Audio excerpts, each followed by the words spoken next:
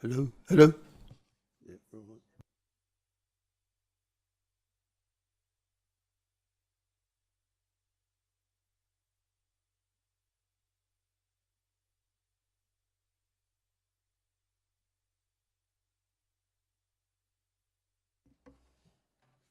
Good evening, members.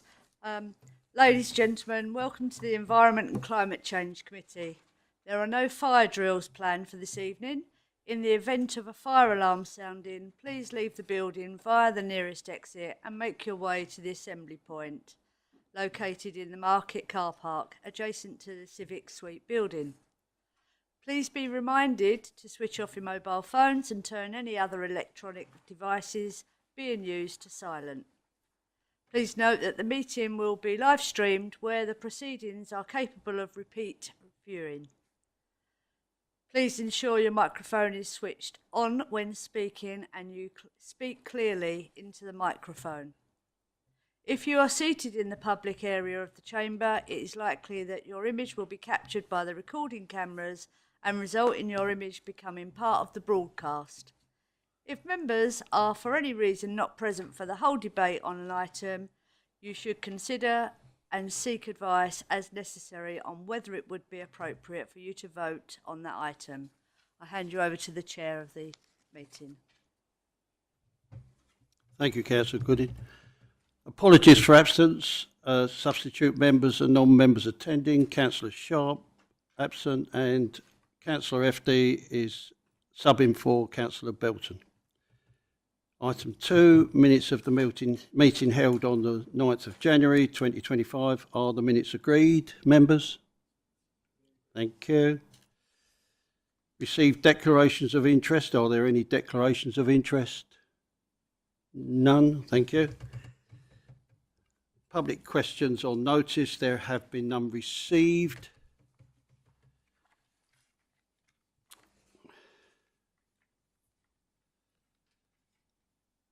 The Chairman's report. The report begins on page 5.1. This report provides an update to members in relation to areas covered under the terms of reference and of the Environment and Climate Change Committee. Item 6.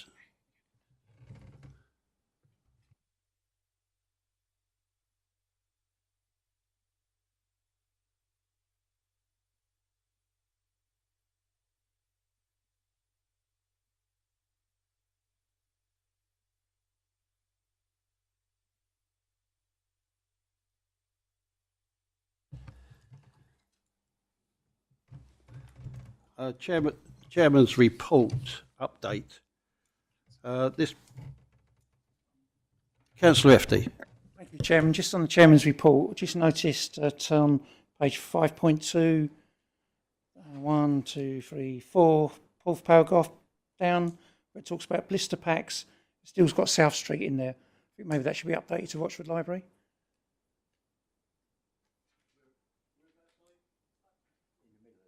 In the middle of the page, more or less. It's in a slightly darker writing.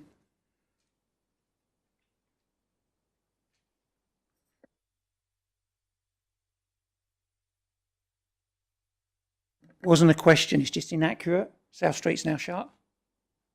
So Rochford Library is now where people go into Rochford. So thank you. Change of venues, yes. Thank you. Noted that, thank you. Right. Parks for Nature tree planting. Over the first week of December, enthusiast volunteers came together for Rochford District Council's winter tree planting session, helping to create vibrant new woodland areas in the council managed open spaces, of which I've helped out with that. This initiative, part of the council's Parks for Nature scheme, aims to enhance local wildlife habitats, promote biodiversity and establish essential sanctuaries for local species. 3,150 trees were planted across the sites: Holbridge Recreation Ground, Royth Recreation Ground, Millview Meadows and Canewdon Village Green. The newly planted woodlands feature native broadleaf varieties including field maple, English oak, silver birch, hornbeam, rowan, hazel, black elder and beech. This planting was made possible through the funding of Essex County Council's Essex Forest Initiative, which focuses on reduction carbon emissions and mitigating the effects of climate change. And I'm thankful for Essex County Council for sending their guys to help us. The newly planted trees are protected with recyclable guards, which will be removed when the trees are mature in approximately 5 years. Additionally, spring mulching and a reduced mowing policy will ensure optimal growth and reduce resource competition from surrounding grass. An additional day of planting took place at Cherry Orchard Jubilee Park on the 21st of January, where 112 standard fruit trees were planted to extend the traditional orchard found on site. These were planted with the help of Cherry Orchard Friends, Rochford Council volunteers and EFI volunteers. Chair, I think they've noted it because they've had opportunity to read the report. Councillor Efti. Thank you, Chairman. I was just wondering, with the, we did get 70 grand from Law Homes for the oak tree. I wonder if any of that money's ever been spent on any of these trees, tree planting, or what happened to that money? Maybe Marcus might be able to, through the Chairman. Thank you. Marcus Could I to fill it. pass that over to Marcus Hodden, please? Thank you. No, that money hasn't been spent yet. I mean, it is planned to, but I think some of it was about trying to resolve the, I think there's a variation on the 106 conditions, so it could be spent, I think it was in the school grounds as well. I think there was a bit of discussion around that. But the monies I do intend to spend. Thank you. Thank you, Mr. Houghton. Hockley Woods resurfacing. 1 kilometre of Hockley Woods main track will be resurfaced between the 24th of February and the 14th of March this year. The works will address areas where the track has degraded and washed away, restoring it to a level, an even surface. The process will involve scarifying the track to remove any bumps or sharp surfaces, followed by levelling and compacting of granite and a final layer of granite dust to complete the surface. Volunteering. Over 2024, Rochford's open space saw an influx of volunteer opportunities made available, covering litter picking, vegetation clearance and tree planting. In total, 14 sessions were made available for residents and outdoor enthusiasts to get involved with. There was a great show of interest with 26 people signing up as Rochford volunteers and liaison with local business groups such as NatWest to offer corporate community days. We hope to continue offering these opportunities in 2025 with the activities such as bulb planting, habitat creation, woodland management and a further litter picking opportunities. Introduction of these collection points for blister packs, Pringle boxes, further promoted crisp packets, water filler collection points in and around Mill Hall. We have now collected over 15 kilos of crisp packets, which is a large amount visually, and 7 kilos of water fillers that have been diverted from landfill. Further, 5 full boxes of Pringle boxes wait to be confirmed, collected and diverted. We have now filled up 2 boxes for the blister packs. They have been a huge success. They both took less than 2 weeks to reach capacity. So now we are looking to purchase more and put them in other locations. ECC Scrap Fly Tipping Campaign. This campaign was launched late January. The Essex Waste Partnership, comprising Essex District, City and Borough Councils, together with Essex County Council, is working together on a project to test and learn what interventions can help tackling fly tipping in Essex. The Essex Waste Partnership made a commitment to working together to reduce incidents of fly tipping in the Joint Waste Strategy for Essex 2024-2025. Recognising the impact of fly tipping on our local communities and the environment, using behavioural insight, best practice enforcement approaches and communications.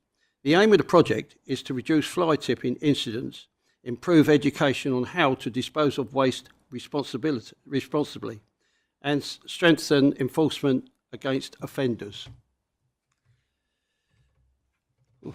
ECC Dry Recycling Campaign.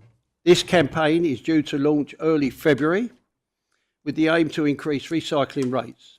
Figures will be provided as soon as they become available. Home Upgrade Grant 2. Home Upgrade Grant 2 has now closed. Stats to date are as follows. 13 installs required, 8 qualified leads have been batched, approved, 9 measures completed to date with a cost of £80,582.70, including PAS costs.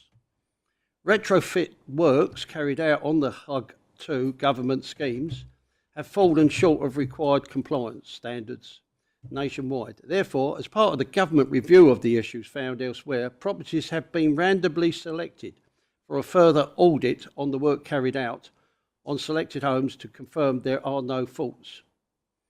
The safety and well-being of users of government schemes is our top priority. Rochford District Council have been requested to liaise with one resident in Tower Park, selected at random, to carry out a review as required.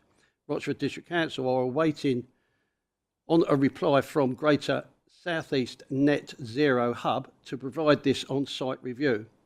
Rochford Council representative will be in attendance. Rochford District Council has completed all documentation as required and acquitted the allocated marketing budget or grant to GSE NZH, which has been approved. On to community-led energy projects.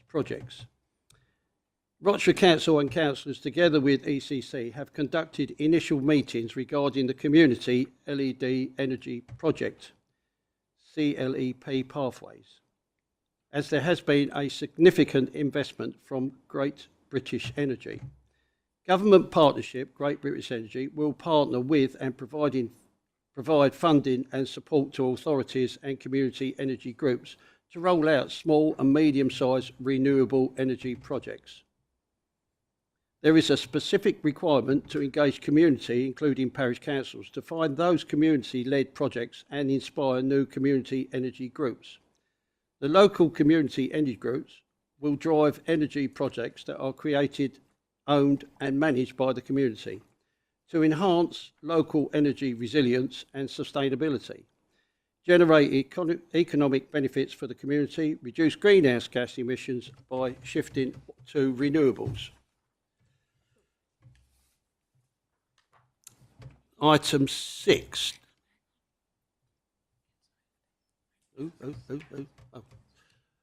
Councillor Efty, please. Hello again, Chairman. This last one, the community-led energy projects, I am no wiser from reading this or understanding what you said there. What does that mean with the parishes? Are they wanting to buy gas and electricity and send them to their residents, or are they wanting to do other? What does that actually mean? I've got no idea. I'm being thick.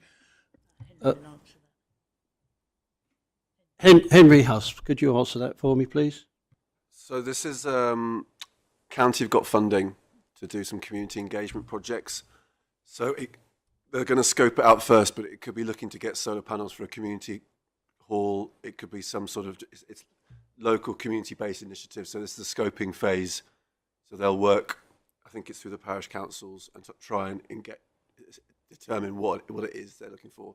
And I think it's about £25,000 of funding. Each local authority's got a chunk, so it's a decent amount of work for like workshops and engagement. So it's early stages at this moment.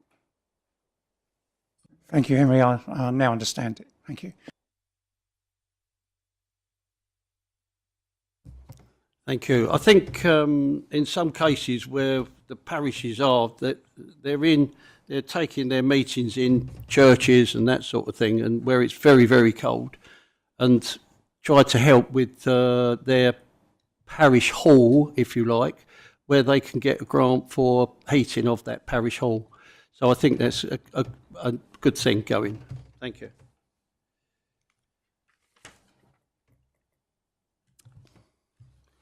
Item 6, Rochford North's performance. This report begins on page 6.1. The report provides an oversight of the performance over the last 2 years of the Rochford North's joint venture for the committee to consider. Mr. Houghton, do you have anything to add to this report, please?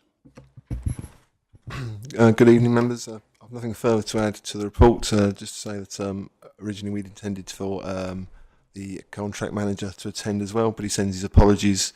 I spoke to him earlier. I think he was coughed more in 10 minutes than I've coughed in my life. So I've have every sympathy for him. He certainly could have managed this evening, but he intends to attend these in the future. But I'm happy to take any questions. Thank you. Councillor FD, please. Thank He's you. going to hate me tonight. I've got a couple of questions. First one, 2.2, says the contract monitoring meetings, the performances further presented to the liaison board and the company board, quarterly meetings for further scrutiny. When does that scrutiny come back to? Does it come back to here? Because I looked at Appendix 1, it's just KPIs. It's nothing really about scrutiny. It's just wondering on that. Sorry, so the further scrutiny is going to that liaison board and company board. Sorry, it's probably how I've worded the sentence. Yeah, Make it slightly good. unclear. So it's there's regular meetings between council officers and the contract manager, the monthly ones, and then they go on for further scrutiny at the liaison board and the company board. But does that scrutiny ever come back to the councils? No, To members, no, it hence stays why completely in. the reports are starting to come into here. We felt it'd be good for there to be some, a sort of reporting system into this committee. Thank you. Okay, thank you. I've got what it says, the recycling. It seems the contamination has gone up, and what we're doing to try and get the contamination in the bins going down, so that costs us quite a lot of money. So, in many ways, although it's been presented as a red and an arrow, a downward arrow, not on our black and white versions you've got here. Nevertheless, in many ways, you can perceive it in two ways. I don't necessarily mean this contamination is increasing, but I think you'll find the crews are being more vigilant. So it's not, in terms of, and although it's not stated on here, because it's a separate contract now, our contamination that we're actually receiving at the MRF, where we actually sort out the waste and the recycling, the contamination levels there haven't increased.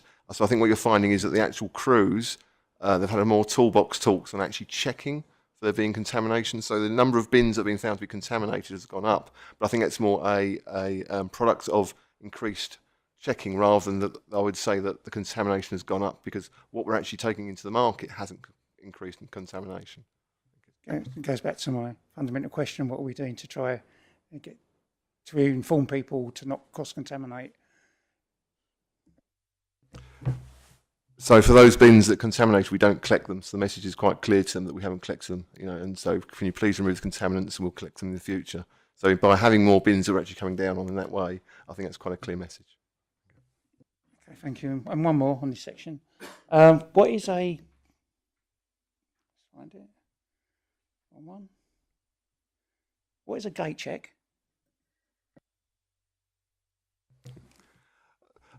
So a gate check is literally we don't check the gate. So as you leave the gate, so it's a vehicle check, usually as they leave to check that to check the checking. So in theory, each driver is responsible for checking the safety and the of the vehicle before they leave. And so this is an additional spot check undertaken by the supervisor to make sure that when they're ticking it all off, they are actually ticking it off as they should do.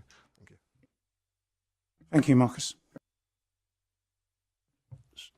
Councillor Squires-Coleman, please. I hope it's okay to raise this in this meeting. I had to report a whole road of bins that weren't collected recently. On going onto the website, I found I could only mention one or report one household, which necessitated me ringing the next day, which wasted my time and also officers' time. Is there a way we can look at the website so that, it's more user-friendly? I think the short answer is yes, but perhaps I can contact you after the meeting to give you more detail rather than discuss now. Thank you. Thank you. Councillor Cross, please. Thank you, Chairman. Yeah, as it's a review of Norse's performance over the last 2 years, I think generally speaking, they've done a very good job. And whenever I've had to report something, an issue, via Caroline Bell and a street cleaning team, they've been very, very responsive, very quick to respond. There's an ongoing issue with the pigeon poo, as you know, Marcus, at Rayleigh High Street, opposite Grouts. I'd like to know what the prognosis is for that situation. I think you considered putting a net over the whole tree as a last resort, but that would seem like a pretty good answer to me. It must be frustrating for Norse having to clean that virtually, on a sort of almost daily basis. Thank you. Marcus, please. Marcus Hodden. So we've touched on the cleansing KPIs, key performance indicators. Probably need to be tightened up. They're not as clear as the rest of the contract in terms of monitoring. So it is a bit more challenging for us. I think perhaps the pigeon thing. I want to bring a report into, but perhaps for the chair's update, I could bring something in next time about how we're taking that forward.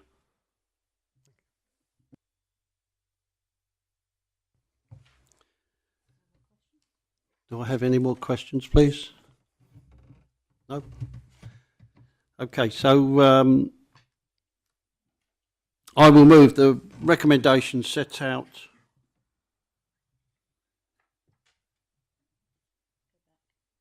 What's that? 8.1? 8.1? 6.1, sorry, 6, yeah. Okay. Set out on page 6.1 of the report that the committee note the current performance of the Rochford North Service as set out in the report below, and that the committee agrees with the performance report be submitted to the committee on a 6-monthly basis and included in the committee's work programme. Thank you, Councillor Goodin. That's a seconder. A vote of show of hands, please. Oh. Okay, noted. First one? Yeah. Okay. And then item 2. Do I have a seconder as Councillor Goodin? Show of hands, please. Thank you. That's passed. Thank you. I've got 2 papers here stuck together. Item 7, Climate Risk Register. The report begins on 7.1.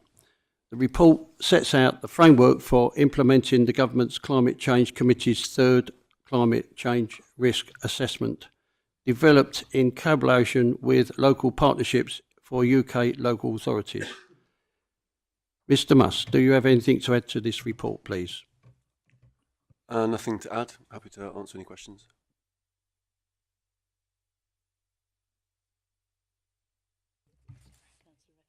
Any questions from the floor, please? Councillor Efty, thank you. Thank you. This report, risk register, is this just for our buildings and our stuff, or is it going to local businesses and stuff? So I'm a little bit, where it says approach development risk register, it says business and industry, health, communities and built environment. So is it going wider than us as a council? The first phase is we're going to look at the impact of the different weather-related risks onto the delivery of council services, council buildings, and that, to prioritise that, because the actual full piece, which is 61 risks, is an enormous piece of work. But there'll also be general principles around, flooding, which when we work closer with our flooding partners, will apply to council and residential and businesses. But the focus at this phase is to look at council and service delivery. Chairman, can I come back slightly? So how long would the first phase be likely to take? Well, I think the document says that we need to appoint people and to pad out the risk register so that there's ownership for that area. So already we're doing lots on, we have like flood teams, which I think is county level. But I think by summer we should have appointed people and done a fuller risk register. At the moment, it's kind of it's quite generic at the moment, but it's to give you a type of look and feel for it. Thank you. I look forward to the updates.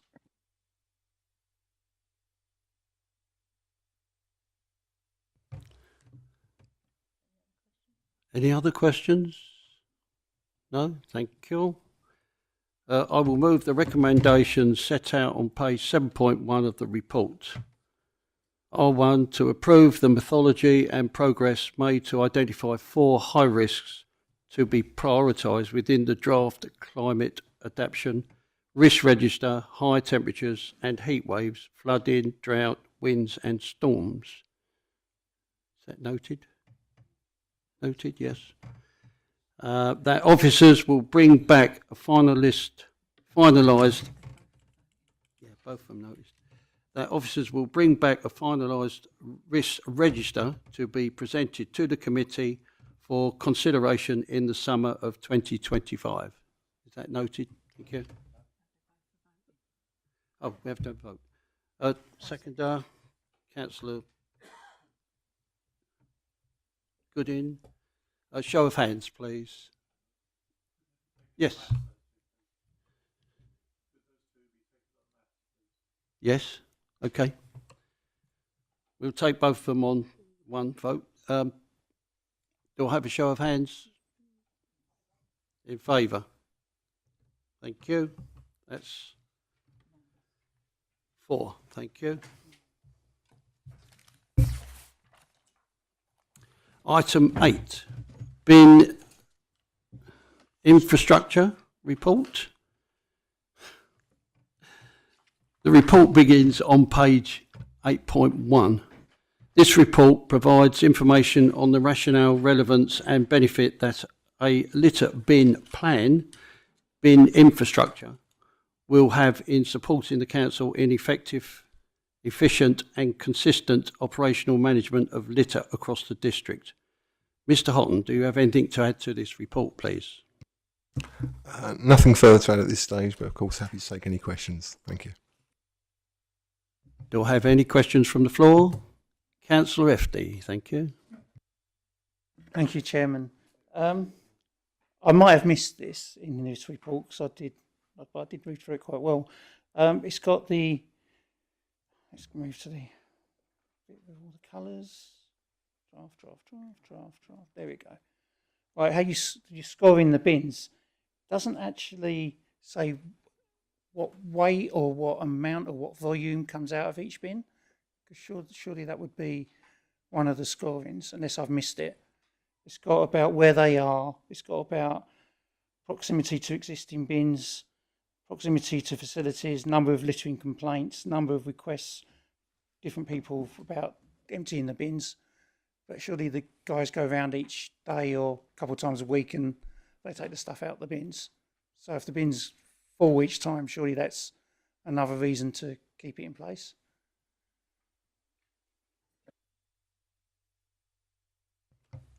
Mr. Houghton, please. I think I understand what you're driving at. So you might have to say that again. Just let me sink in. Thank you. It seems to be everything on there where the scoring comes in, except the volume of rubbish actually in the bin. So surely if the bin is going to be emptied regularly and it's full, it needs to stay, or you need to make a bigger bin. So that doesn't seem to be on there. It has different criteria, as I said, nature of the area. Is it near high streets? Is it opposite a food takeaway? It has proximity to existing bins. It has proximity to facilities, schools and things. Number of littering complaints it has, and the number of times it's asked to be cleared by a member of the public, but no actual volume coming out the bin. So I think we're saying is for installing a new bin to an area, and so it's not the volume of that bin. What you're saying, it's the volume of the bins around that, whether they could be increased rather than installing a bin. Is that what you're suggesting? So yeah. So it's trying to keep the scoring system relatively simple. I think it's a discussion we had as officers. I think that's something you'd want to consider, but and I think that's reflected in the text about the size of the bins.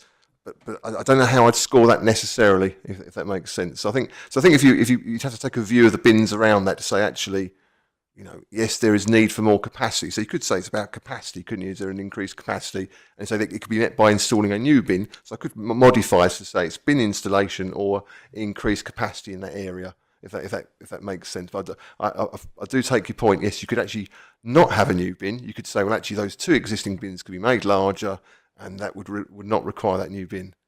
Yes, yeah, so I take your point. So perhaps I'll try and tweak that in such a way to make that clearer. Thank you. Thank you. Councillor Constable, please. Thank you, Mr. Chairman. A question for Marcus. Under the RDC reported system, do you still get regular printouts of reports in order to identify problem areas and therefore be proactive? We do. We don't get that many complaints, if I'm honest, which you might sound surprised by, but we don't. But we do when we get them, if that makes sense. So we get those hotspots we build up, but I wouldn't say we get I wouldn't say as much as I'd like. I don't want more complaints, but I think at times it would be useful if more people actually reported it through the system. I think sometimes we just happen to notice it's overflowing bins and reacts, or we get told it in a different route. But certainly we do use the system to identify hotspots. I mean, they tend to be the normal culprits, don't they? It's by the sort of the shops and things, and we're addressing those as part of the system. Thank you. Councillor Constable again, please. Thank you, Marcus. I know when I went up the main Ashington Road on Monday, there were several bins were all overflowing, and there were several complaints on Facebook about them. Probably that's because it's after a weekend on a Monday. But coming back to the bin infrastructure, from my reading of it and my understanding, if a bin doesn't have a lot of rubbish in, eventually it looks like this you're going to do away with that bin rather than just emptying it less. That's my reading of it. Can you confirm that existing bins will stay even if they don't get emptied as often? Because, it may not get used 1 week, but it may get used. It may not get used more. So perhaps you could confirm exactly what this bin infrastructure actually means, please. So there may be a possibility of rationalising the number of bins in certain circumstances, but I think you'd have to have a bin. If a bin was regularly empty all the time, and at the moment we don't have that information, so I wouldn't be able to draw that to a conclusion. So one of the things we need to bring in as part of the action plan was that not only do we want them to empty the bin, we want to give them some indication of how full that is. So I think, but if a bin is, I wouldn't want to empty a bin, say, less frequently than once a week. I think if you're going to bin once a week and it is less than quarter full, you might argue that bin probably isn't required. What I would say is I can't think of any examples anyway, so we're almost speaking about something that's academic, really. So in reality, I think most bins are well used. So I don't foresee, in practical terms, any being removed. But I think if there was a bin that was regularly empty, then I think you'd want to consider that. But I think we'd have done that with or without the policy. I know one bin got on the Ashington Road got removed when the guys were coming along doing all the cabling, and it was reported, and then we was told, well, it don't get used, so we're not putting it back. And I feel that was retrospective or regressive. And I fully agree, hence the policy, to make sure we actually do things in a consistent way. Because, yes, I think at times bins have gone missing, should we say, almost independent of a proper decision-making process. And so that's the capture in this. But I think you'll also find that we've got a lot of new bins ordered on stock now, and we've also got some more plans. I think you're actually going to see a lot of those replaced in the coming year. Thank you. Councillor Williams, please. Thank you, Chairman. I think this is probably a question for Marcus. In Rochester Square, there are a couple of open top bins, and on a windy day, they empty themselves which is a bit of a problem. So it would be quite nice to have something there that prevented that. But also in Rochester Square, the bins are used by businesses to dispose of business waste. Has that been looked at? And another issue is, I wonder if perhaps we would be better off sometimes removing the bins, and then perhaps people would take their rubbish home with them. I don't know if this has ever been looked at. Thank you. I think that was three questions. So the first one, the open top bins, a bit of a pet hate of mine anyway. So I mean, we are looking to replace those as quick as I think we can afford, and that's what we want to do. But I think, you know, where they're in good condition, it seems a shame to remove them. But as they are becoming to the end of their life, and we are mapping those out, we want to replace those with bins with a top on. I mean, I think they're, you know, it's just a poor decision previously made, really. In terms of, I mean, I get frustrated, I'm sure as everyone else does, when you drive around the districts. They're pulled to pieces, aren't they, by the foxes at night. So it is frustrating. With the second question, which was, I think now I should have written these down. I've forgotten. One of the, no, it was about the trade waste going into the bins.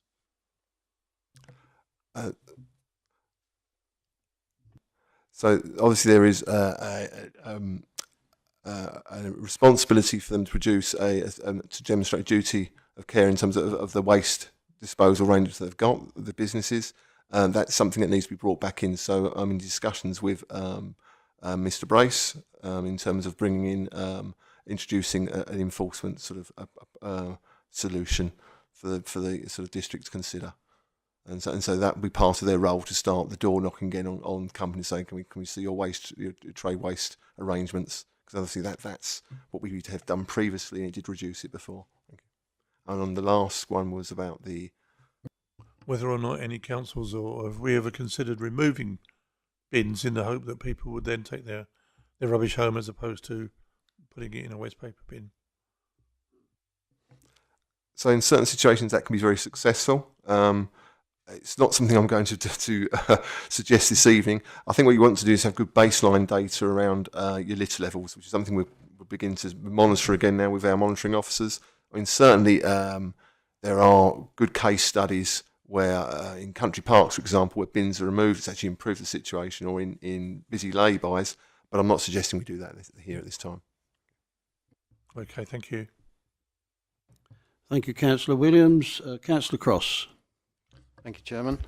I've been giving this a lot of thought, and without talking rubbish, I think Councillor Squires-Coleman made a very good point in that the number of complaints is probably low because it's such a difficult process.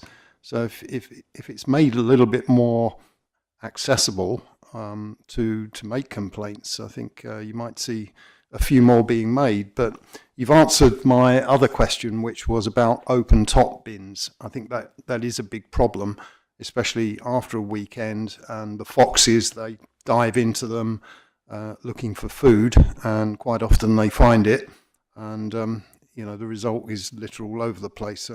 Certainly the one at the top of my road regularly gets dived into by foxes, and foxes are a big problem these days. So if you're eliminating open top bins, that's very good news. Thank you. Thank you, Councillor Cross. I would like to say that north of whenever a bin has overflowed, and it very often happens at Rayleigh Station, Downhall Road, and down as far as the Hambro Parade shops. Whenever I've phoned in to either Caroline or Marcus, the action has been taken immediately within that space of time. When I say immediately, within 24 hours, which I expected it to be, and they're doing an excellent job. So congratulations to them. And with the new bins, I do believe that they will help immensely with the tops that we've got.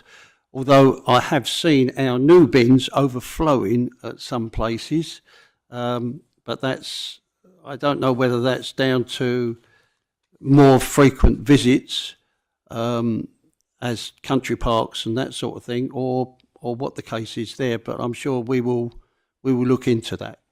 Thank you. Councillor Cross. Yeah, I was just wondering, I think that public bins don't get sorted for recycling material. Is that correct? It is correct. I mean, I think, we've trialled that before, and I think even speaking to other officers and other authorities that have trialled it, it's just, unfortunately, just isn't successful. So the contamination levels are so high in what you collect. You'd almost be, I think, deceiving the public to say that it's recycling. That'd be my concern. So in all honesty, when you collect it, go, well, that's contaminated. You couldn't expect them to do anything else, unfortunately. So, we're not, I think we'd like to revisit it again at some point. I think there's sort of newer bins with lovely shaped potholes, and so it would be nice to trial again, but I think at this stage I want to keep it as simple as possible and just get good quality bins with covers on, basically. Thank you. I'm sure contamination is an issue with domestic recycled material as well. So it's it's a shame that it can't be recycled in some way. Thank you.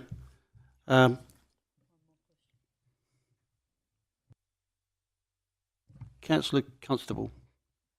Yeah, Marcus, we're talking about the new bins where you've got recyclable bin and waste bin.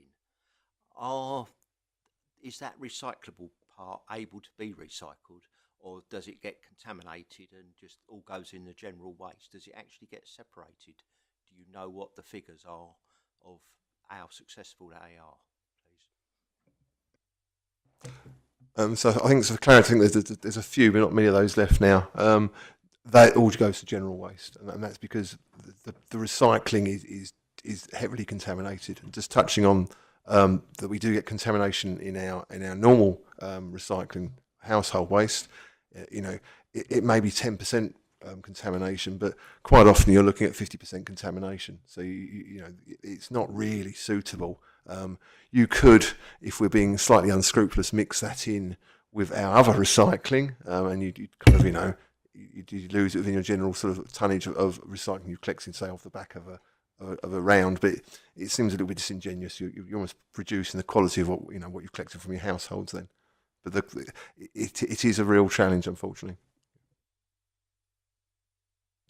Councillor Cross. If I can just come back on that, is there any point then having a recycle section in those public bins? It seems that it's taking capacity away from potentially, general waste. At this time, I think, although I'd have to check, so forgive me if I mislead. My memory is that those are being replaced as part of this first tranche. But I will be able to send that list of bins. I didn't want to put it in here, but we've got the list of bins, first sort of 70 odd that are going to be done in the first part of the year, and another 70 that's going to be done towards the end of the year. So I can circulate that round, give you a bit of clarity. Thank you. Councillor Goodin. Can I just clarify that the recycling bins, not the small bins, but the actual large recycling bins that are around the district are recycled? Okay, thank you.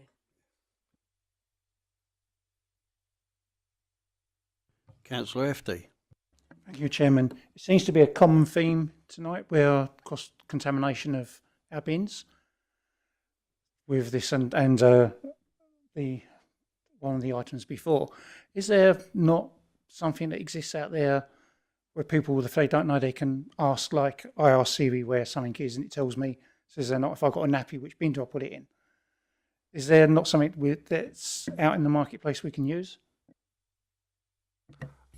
I think for household waste, it's certainly worth looking at, and I'm quite happy to bring something back in later in the year to say how we can improve our recycling rates in terms of addressing contamination.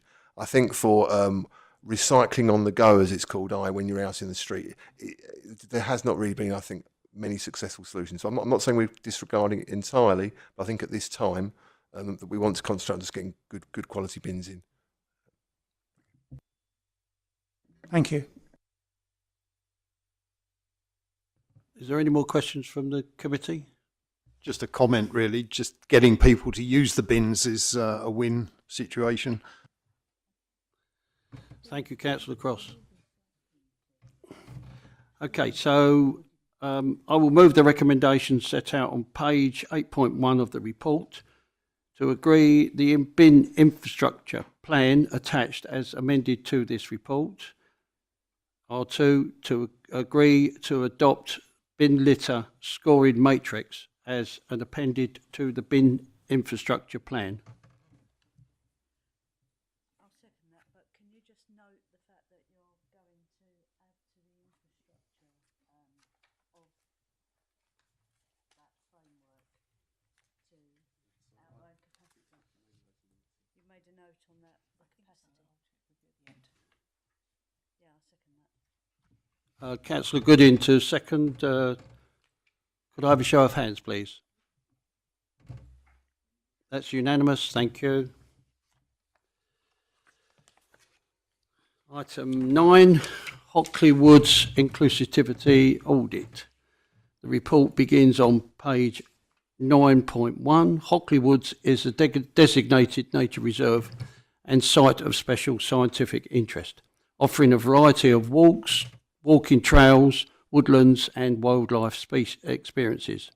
This report presents an accountability audit of the site, focusing on its exclusivity for people with disabilities or mobility challenges. Mr. Houghton, do you have anything to add to this report, please? Nothing further at this stage, but happy to take any questions. Thank you. Questions from the committee. Councillor FD, thank you. Thank you, Chairman. Just a couple. It doesn't really give a timescale. It gives on the audit what short-term, medium-term and long-term. It doesn't actually give you the timescale on them. And my other note coming down from that was how much does it cost? It actually comes down on the audit. There's actually figures in there. But the figures don't really seem to make a lot of sense, because you've got, it starts on, okay, 1.2, then it goes down, which it's the Ranger has broken it up into, the Ranger did this, I read it correctly? It's been broken up into costings. 9.7, and it goes down to 9.12, and it goes to 3.3, which is all broken down. Then it goes to 3.3. It gives a costing of 225,000, but that seems to repeat a lot of the stuff that's above it. So I don't quite understand, because it says before we managed to get £250,000 over the last 5 years. So I don't quite understand what money would be asking to do all this work. And I think this work is going to be amazing. It'd be brilliant. It doesn't really seem to make no sense as it's written. Thank you. So it's intended very much as a high-level report in terms of the way it's set out, and so I wouldn't. So the timescales, there aren't definitive timescales because the budget hasn't been secured. So in many ways, what you're doing is you're earmarking estimated amounts against each kind of general theme. So you get a feel for how much kind of money. So when you add that up, it's about 300,000. So I think what we're saying is, look, it's if not slightly more. So the idea is we've explored, we've explored opportunities to improve accessibility at Hockley Woods for all visitors, which is the corporate plan thing. So we've explored it as a high level to say, look, we've undertaken this accessibility audit. We've mapped out possibilities and approximate costs, but it may be you want to do all or not all of them. But it's about saying, look, this is the initial stage where they'll go off and try and explore and secure funding against those kind of, if you like, high level aims. Come back slightly quickly, Chairman. Above 3.3 comes 145,000. 3.3 is 225. So that's nearly 400,000. It's just so confusing as it's set out. So hopefully it'll be less confusing when you come back. When will this be coming back? So it literally just sets out the framework in which I wouldn't want to say when we'd come back, because I would have to then go away and discuss what finances are available. So perhaps later in the year when we're reviewing, so perhaps we're almost visiting the next financial cycle. So sort of I would expect autumn time, perhaps to come back in. But also what we're doing in between then is also look at sources of funding. So what you then do is we'll come back to something that's a bit more definitive that says, this is the funding we think we can actually go for at the moment against these kind of areas. Some we haven't found anything against, but these are the ones we can definitely take forward. Thank you. Councillor Squires Coleman, please.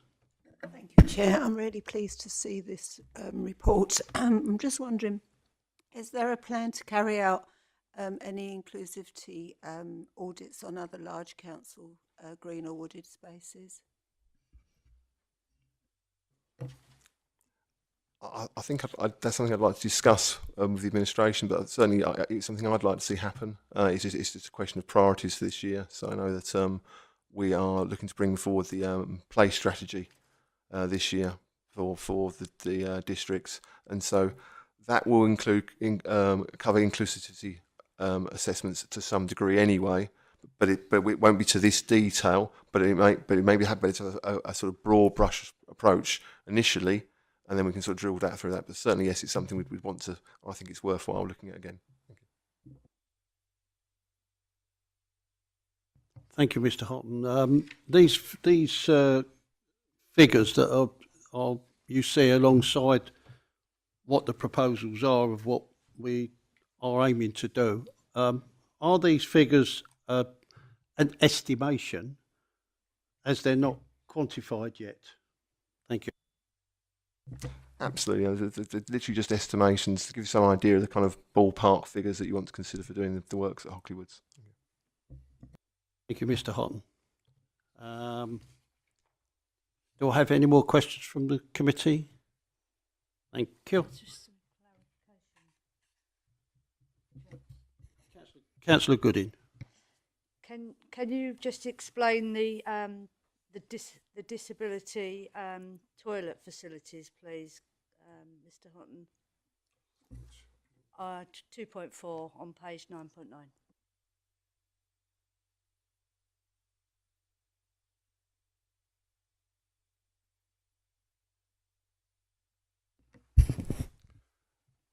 So for this is just mainly around. So to explain how the table works, it's the short and the long-term aspects. So it's the last two columns on the right and on the right that you need to look at more. So the £20,000 relates to the sort of things we're suggesting within those two boxes there.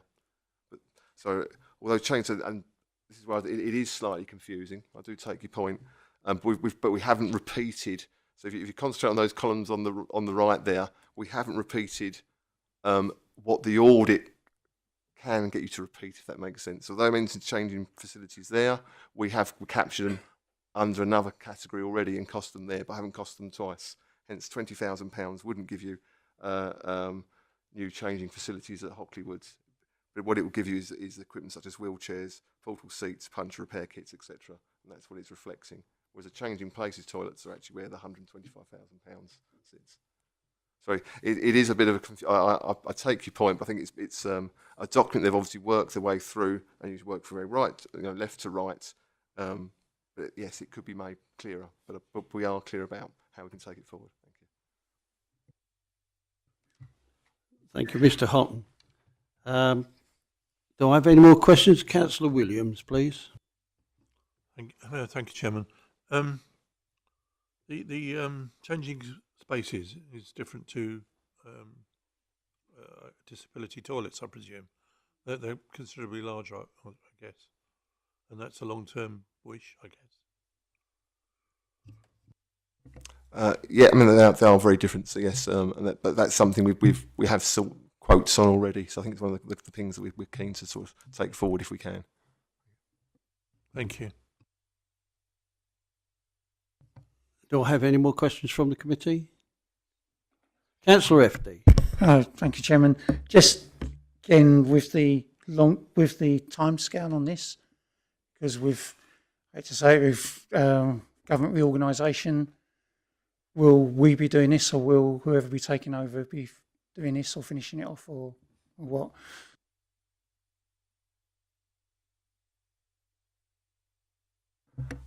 It could almost be a prediction on the stock market at this rate. It'd be hard to say, but and and so the reason that there aren't definitive timescales, I think it'd be misleading. I could put them, but it would be misleading to do so because the budget isn't there. I think that's the first thing we've got to do is secure the budget. Councillor Goodin. So some of these items are phased, is that correct? So like the play strategy are already forthcoming. So we could predict what we are planning with the funding for the play strategy, for example, for the first year.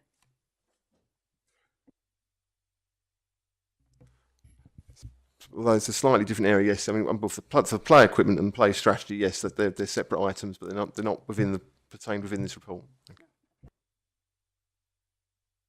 Thank you, Mr. Houghton. Any more questions, please? There are none. Jolly good. I will move the recommendations set out on page 9.1 of the report to support the draft inclusivity audit improvement plan as appended to the report. R2, to accept that a future capital plan for the inclusivity audit improvement plan be submitted in accordance with the proposed strategy.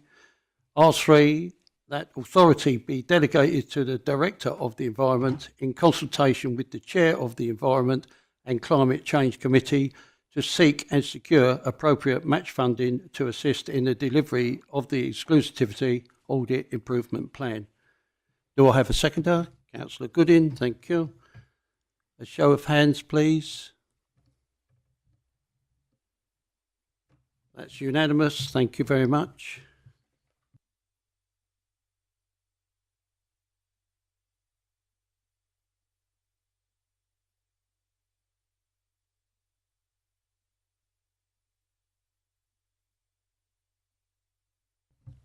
Item 10, simpler recycling reforms. The report begins on page 10.1. This report considers the requirements of a waste collection service that will be needed to meet the new government legislation on the future opportunities for recycling and refuse collections. Mr. Houghton, do you have anything to add to this report, please? Thank you. Just that conversations are ongoing with officers at Essex as well, so that they're, I think, fairly indicative of approving a £450,000 a year contribution towards us doing a separate garden waste thing. So it mentions it here, but we've had further discussions since then, and so it would appear initially at least that's been received favourably by Essex. But obviously there would be the devil's in the detail, but that would need to be finalised. But we have set that deadline of 31st of March, just to once and for all, either we decide to do this or we don't. I think that was the hold up before. But I'm happy to take any questions. Thank you. Questions from the committee. Councillor FD, thank you. Thank you. Right then. Within the negotiations the 31st of March, what would be the cost to the council? What have we spent so far if nothing's agreed and we just say, like, that's it, not doing it? Is that 20 resources in there somewhere? So I might have missed it. 120, no, that's the vehicles, wasn't it? Yeah. So I'm just talking about officer time and stuff like that. I'm not talking about the vehicles yet. Always hard to put the cost on the cost of officer time. But saying in terms of actual cash that we've parted with, we've invested in the vehicles. Yeah. So I think they were around about 400,000 from memory. I think it was about 80 grand each. I think so. Yeah. So I mean, we obviously, and hence the rest of the report alludes to that. We can recoup some of that, or we could try to lease those. But I think we need to make a decision. I mean, it has been delayed for a number of reasons. Some of it is around, I think, a change of government didn't help.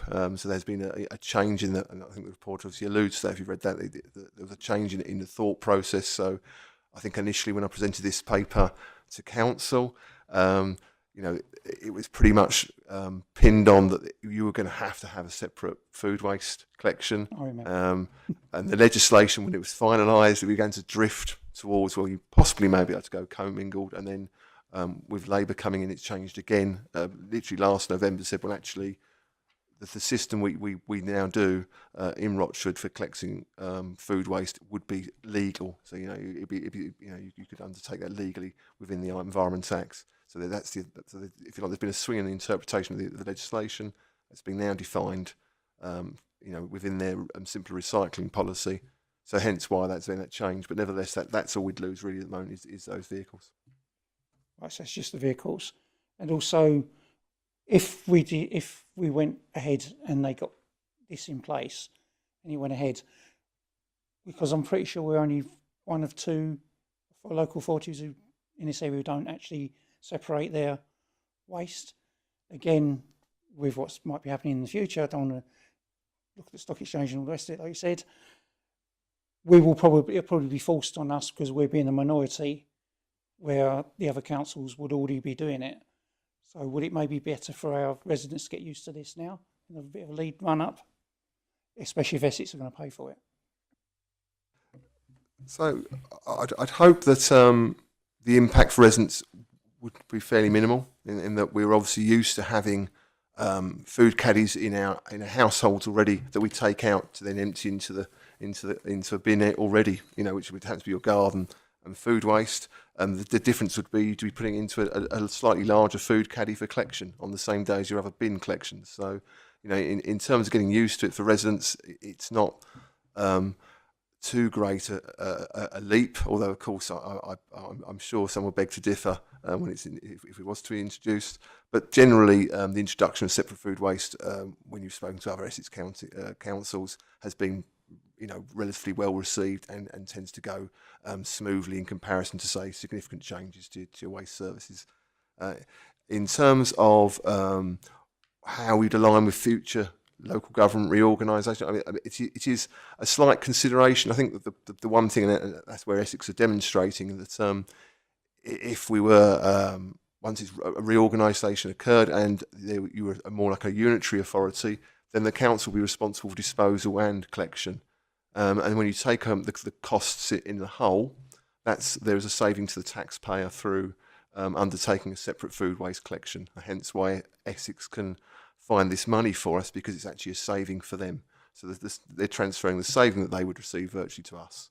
But it gives you an idea that there is in the whole costs, it's actually cheaper to collect it separately.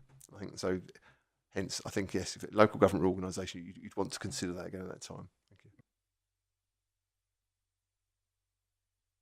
Thank you, Mr. Hong. Just one thing. Could you tell us what the costs are of recycling the waste, the way we're delivering it into our bins at the moment, and what the cost would be if we was to separate that waste, please?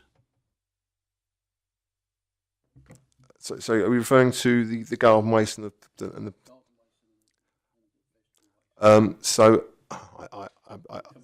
the one that I can tell you is the additional cost of separating a separate food waste service will cost an additional 450,000. Hence, which is what we're asking from Essex. Whether the cost of the other part of the collection service, that would therefore would only be collecting garden waste in what our traditional existing green bins, whether that would drop at all, I have not put that in as prediction, but you may see we may be able to slightly reduce the fleet that's required there, just because you've got slightly reduced capacity, but I wouldn't be able to give a cost at this time. Thank you, Councillor Williams. Yeah, thank you. Thanks, Marcus. I understand, and I'm not sure if it's still the case, but is our recycling rates judged by the amount, by weight of recycling? If we were to go with the separate food waste collection, how would that affect our ratings, if you like, for recycling? Now, I was reluctant to put that in the report, but usually there's been expectation of possibly about a 2 to 3% increase in the recycling rate by having a separate food waste. They say it actually encourages people to put more food out separately. I'm slightly reticent to state that, because I think it's not necessarily. I don't think there's many case studies where you've gone from a commingled waste of garden and food to separate garden and food. I think what they're talking about more generally is when you put a caddy out, you know, as a separate collection, and you may have, and that may be coming out of the residual waste stream. But, you know, often they'd predict a 2 to 3% increase. Certainly it won't go down. I think that would be the key thing. Yeah, thank you very much. Thank you. Councillor Cross, please. Thank you, Chairman. Page 10.3, 2.3E. Through the chair, I'd like to ask Mr. Houghton to explain point E, the introduction of a national digital waste tracking service, which apparently is coming in next month, and how that will potentially aid to combat fly tipping in the area. It smacks a bit of Big Brother, this, if we're going to have some sort of traceability system from production to disposal. And I was hoping he could explain how that's going to be implemented at each step, if he knows. Thank you. So the A2E is a faithful reproduction of the of DEFRA's own sort of website. I'm still waiting. So although I've written this in expectation, we're still waiting for those details to come through. And I wouldn't profess to be an expert on that either. But yes, it's something that's encouraging. But I think they've just recognised that fly tipping has become a national issue rather than sort of a local sort of blight. Thank you. Councillor Constable, please. Thank you, Mr. Chairman. Two questions on if R1 comes into account that we don't receive this money from Essex Council, and you say there that you probably have to sell the vehicles that we've bought at a loss. Can they not be incorporated into our refuse systems that they are, or are they a completely different bin or lorry?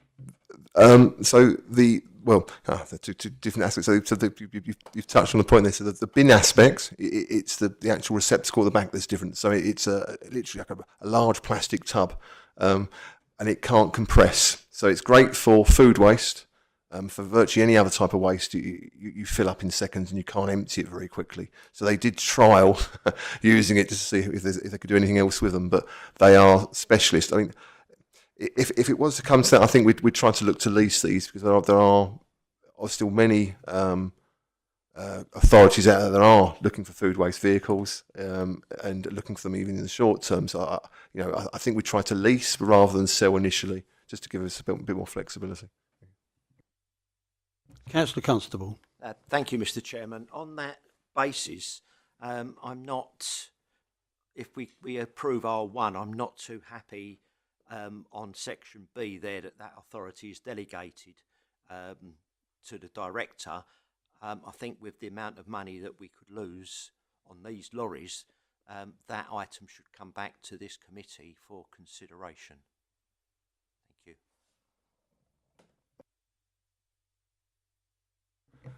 If I may, my consideration would be that I think quite often a good lease price would be gained within, they'd want a decision within a couple of days. I think if I brought things to committee each time and back, that opportunity would have gone again. I think that's hence why I'd written it that way. I mean, usually if I think I could get a guaranteed set price, I think I'd happily bring it back into committee, because it would give me air cover, if you wish, on the costs. But I think for leasing negotiations, you do need to be quite light of foot at times. So opportunities can come up. I mean, I'd literally want to look at the councils that are writing reports this month on separate food waste. I could probably find 2 or 3 around the country, and I would ring them up and say, I noticed you're wanting to bring this in. Would you like to lease a vehicle? I mean, I think you need to be that kind of sort of forward thinking about it. But I think to start bringing things back in, you'd lose 3 months at a time. That'd be my concern. And I think you just lose those opportunities. But I do take your point. I said, but that's hence why it's here for you to decide. Thank you. I would like to say that with that sort of undertaking, it's like a bird in the hand with 2 in the bush. We've got 3 vehicles that we could lease immediately, and to come back to committee to get the authorisation and go back again, we could lose that contract where it would be stable for us to do so. And I think that the director is quite capable of taking that action far quicker than what we are at this present time. But I leave it to the chair, leave it to the committee to decide. Councillor Cross. Councillor Constable. Just on that point, I understand that on the leasing, and I am fully in agreement on that. But if that wasn't available when these vehicles were to be sold at a loss to the council, and it was more, the loss was bigger than what's stated in here, then I would like it to come back for consideration either with the chairman or with the committee to discuss if the losses were greater than what's laid out in this report, if that's okay. Thank you. I've got to turn around and say that do you want to lose any more money, or do you want to bring it back to committee in 3 months? That's the point. If you want to lose more money, by all means do so. But I do think that the director is well aware of circumstances and where we are at the moment. So I do think that we need to give him that authorisation to do that. Thank you. Point of order, Mr. Chairman, on that point, I am in agreement with the director having the leasing arrangements, and I actually said that if the losses were greater than what's laid out in this report, then maybe that should be reported back to us, because otherwise the director takes responsibility for the losses and not the council or the committee. Thank you. Over to you, Mr. Houghton, please. So I was just trying to find what I estimated the values to be. I believe I read in here you were talking about 60, something around about £60,000 for sale of the vehicles if they had to be resold. 60 or something. I do recollect that. So I'm just trying to find a paragraph. I don't remember offhand. Financial implications. So I think it says. So it's 7.3, isn't it? It's estimated each vehicle is worth approximately, I think is it £60,000 in resale value? Yeah. Yes, this is it. So I mean, I'm quite happy with that. I just think how we word that in a recommendation. Yeah, 7.3 says they're worth approximately 60,000 in resale when we paid a lot more than that for them each. So, you know, it's a cost. If you could say, yes, we can sell them for more than that figure, then that's no problem. But if they were to go for less than that figure, then maybe that should be coming back to us to make the decision, and not for yourself to have to take that decision on. I'm more than happy with that suggestion. So I just don't know how we word that. Whether we just minute that to ensure that should that value not be achieved, that I bring a report back in. But you know, I'm more than happy to do that. Thank you.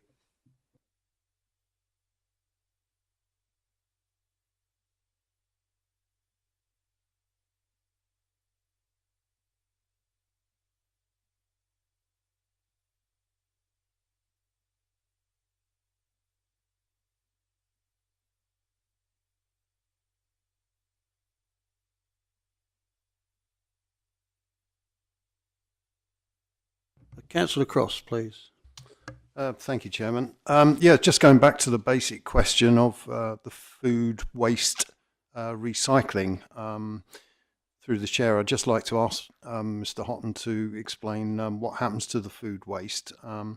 This is nothing new. I mean, when I was at school, we had school dinners. I think the majority of that went in the bin, which we were told went to the local pig farm, as pigs will. But I guess that now the solution would be for sort of biomass fuel for powering fuel stations. That's energy generating facilities. Is that the case? It is the case. So when the market was very favourable, you'd almost actually get paid ever such a small amount for taking your food waste in, providing it's pure food waste. So hence, it is far cheaper just to treat food waste on its own, because I say it can almost be allowed to sort of ferment and produce methane. Where you have an issue is when it's mixed in with compost materials. If it's compost purely, you could put it into Windthrow, and just like we have in the garden, you just literally turn over your compost, and it's a very cheap process. But the most expensive process is when the two are mixed together. It has to go into what they call inverted vessel, which is practically heat treated. And because you've got bacteria from the food mixing with the garden waste, it's a very expensive process. So it's the one they least prefer you to do. Thank you. Councillor Williams, please. Yeah, thank you, Chairman. Should we go with the separate food waste collection? Would that mean extra staff for North, or would they use present staff? The other thing is that recommendation 2, that a business plan be plan outlined for the proposal for charging structure for commercial waste. Really, really pleased to see that. I think it's something that's been long overdue. Thank you.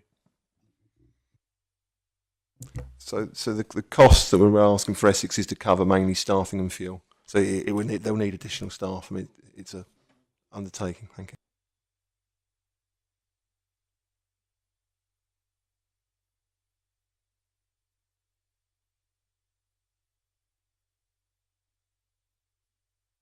Councillor FD, please.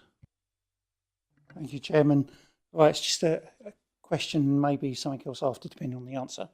With the commercial waste, the trade waste, you're looking for a feasibility study. When would that come back to council? It's 4.7, where it mentions feasibility. It would probably depend on whether we roll out the food waste or not. So realistically, I mean, if we were minded not to approve food waste this evening, then I would probably concentrate all our efforts with Norths on moving forward the commercial waste as quickly as possible. There's only so much officer time that they have available to take these things forward as much as we do. And so I would anticipate food waste coming first, and then that would probably follow about 6 months later. Okay, then. So does it not make sort of sense that if we've got these 4 trucks who do food waste, and the whole point of the trade waste is where it's been split from recyclable to food, that if we decide to do that, we'll be having to lease or buy more trucks if we sell them or lease them. So would it not be better to have a slight on the recommendation, instead of 31st of March this year, maybe 31st of March next year, so it gives us time to actually see if we need the trucks or not before we sell them? So the deadline to negotiate with Essex was put in, I think, because it has drifted. I mean, I don't know if you recollect, I think we had a meeting around 9 months ago to say... This has been going on for years. Yes, yeah. I know, but it just seems to be a little bit short-sighted of us just to put an arbitrary deadline where it could cost us a load of money. I don't think it should be... Well, I think we'd take a view. If for some reason we were very close to completing, I think I'd be negotiating with the chair to seek a thing. But I think we have to give a deadline to Essex because, and I might add, since I've given a deadline to Essex, I'm having regular meetings with them, and it seems to be that we will achieve that deadline.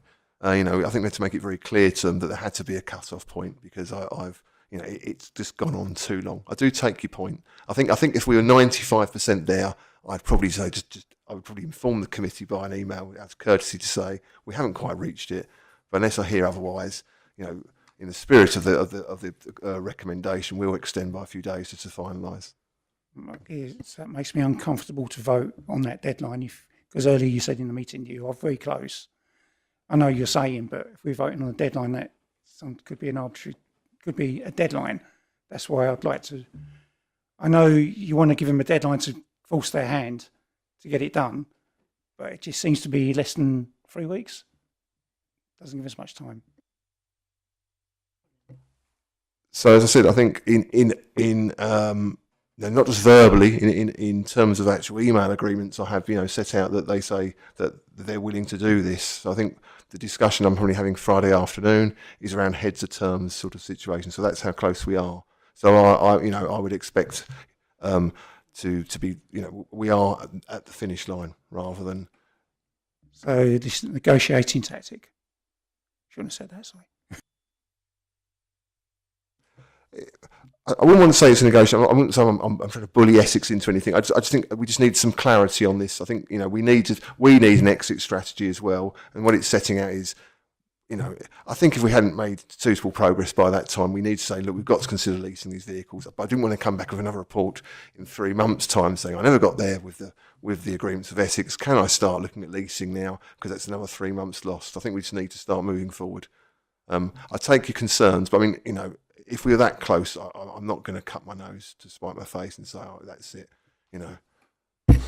Going back again to the point I made earlier about leasing the vehicles, if we decide to do the trade waste, surely we're going to want the vehicles. So we would possess, for waste vehicles, food waste vehicles would be a large, commercial waste service for food alone. I think we'd probably happily manage with one, which is what I suggest we keep back for food waste. In terms of what we can offer, because it takes a long time for a commercial waste service to build up. So I think that would be more than adequate. And speaking to Norse as well, who have obviously rolled out commercial waste elsewhere, we think one vehicle will be enough sufficiently for quite a few years. So to come back, Chairman, so that be in the minutes that we'd keep one vehicle back, not to lease or sell. Is there anything report, sorry?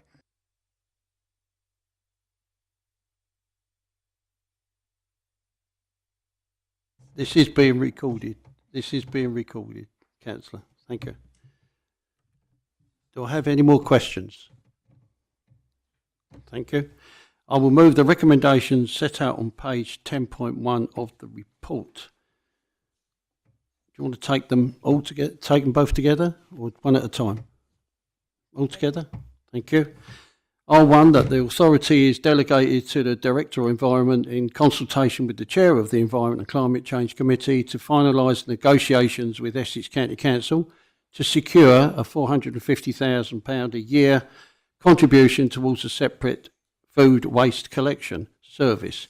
If these negotiations cannot be concluded by the 31st of March 2025, then A, it is accepted that the Council has been unable to secure the necessary funding to finance the delivery of a separate food waste service and therefore will not proceed with the rollout of that service. B, that authority is delegated to the Director of Environment in the consultation with the Chair of the Environment and Climate Change Committee to undertake the negotiation of the lease or sale of 3 food waste vehicles. R2, that the business plan outlining the proposal and changing structure of a commercial waste collection service is presented to the Council for consideration. Do I have a seconder, please? Councillor Gooding. Can I have a vote on that with the committee, please?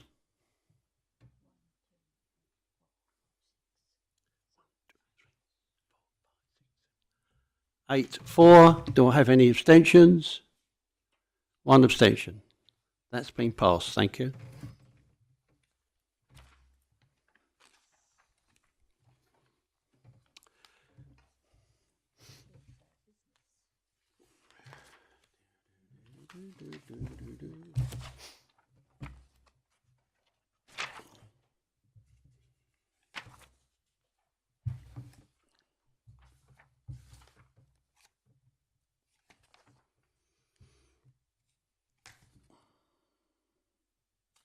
Trying to get the page. I'm trying to get the page, yeah. Right, here we go. Item 11, Sustainable Planting Policy. The report begins on page 11.1. This report sets out the Council's policy for sustainable planting initiatives on land owned and managed by the Council. Mr. Houghton, do you have anything to add to this report, please? Nothing further to add. Happy to take any questions. Thank you. Do I have any questions from the committee, please? Councillor Constable, please. Thank you, Mr. Chairman. About a year, 18 months ago, I was speaking with Inca about trees on the Malvern Road site, where there was a plan to plant at least 3 trees, or 3 or 4 mature trees. When I spoke to her end of last year, that had been withdrawn at the moment because there wasn't funding from Essex for those trees. Open Spaces was awaiting a budget. The now budget has been confirmed. Where are we with those trees? Can those trees now go ahead, or do we not have the budget for the Malvern Road trees in that area? We were talking about mature trees and not whips. So probably a little bit off topic, but I will answer it quickly. I mean there is budget available now. I mean, just because there is, yeah. So we'll be able to address that. But again, if we can pick that up offline, it might be easier than discussing now. Thank you.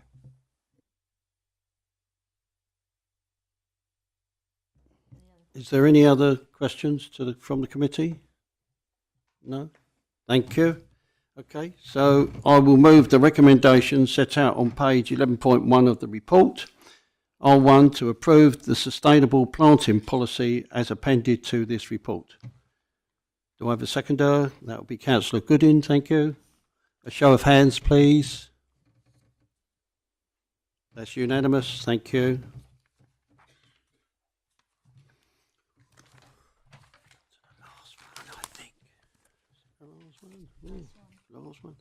Item 12, Work Programme. This report begins on page 12.1. This is the final scheduled meeting of the Environment and Climate Change Committee for this municipal year.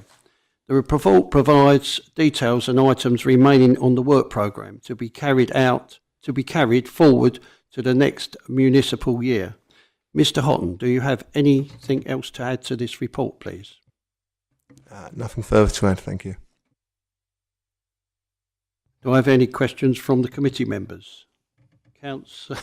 Fighting between each other. Councillor FD, please. Hopefully it'll be a very simple one, a bit simple sometimes. What is a oak I can't say, moth policy?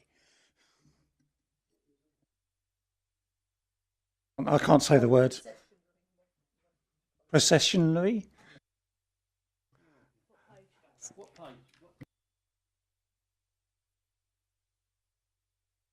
Very last page. So the shorthand is we refer to it as OPM because it's easier to say. But yes, it's a moth that's notifiable. So it can cause you can have an adverse anaphylactic reaction to when they're in a sort of in a mass, if you like, when they're caterpillars. So it's a particularly hairy, nasty caterpillar, basically. So, but not like the ones you're used to as kids. It's a different one again.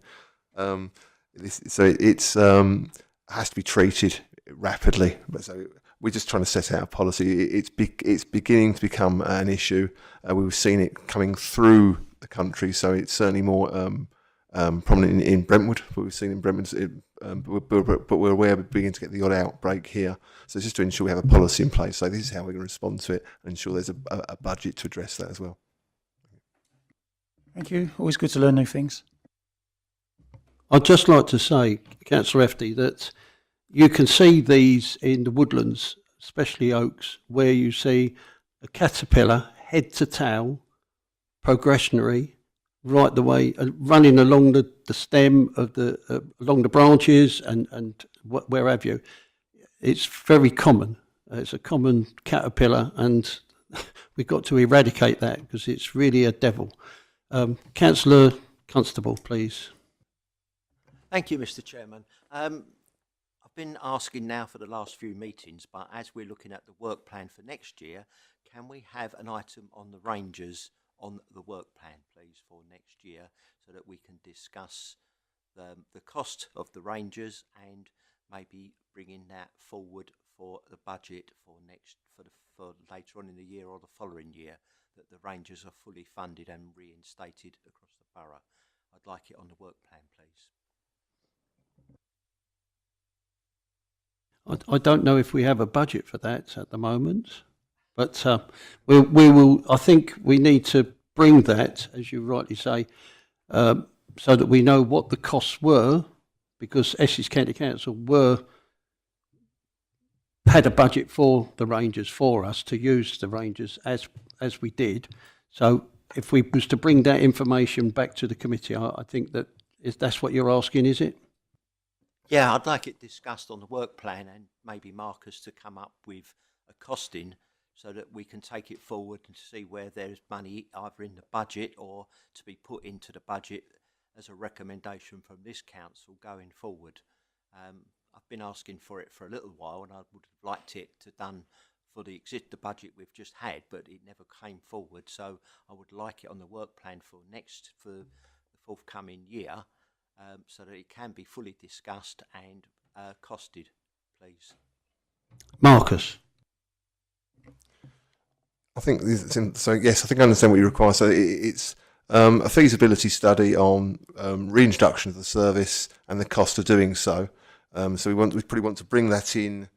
I would imagine either in July, certainly, or September at the latest kind of time. So in the next budgetary cycle that we start to consider in about October, November time, we have an actual cost. You can say, we'd like to propose this, and whether, of course, the administration then wishes to consider to adopt that is another matter. But we've got a document which we can refer to that the committee have considered.